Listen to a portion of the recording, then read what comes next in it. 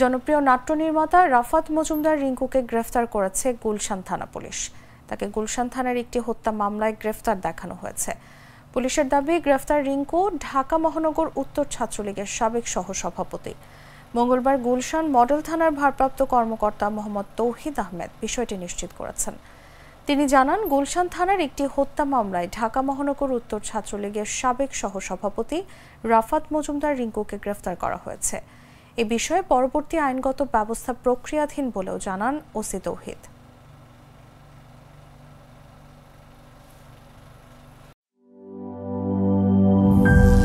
করিম চাচা, আপনার প্রিয় মানুষদের কখনো বিপদে ফেলতে চাইবেন না স্যার। তাহলে আমাদের বিপদে রাখা কি ঠিক হচ্ছে?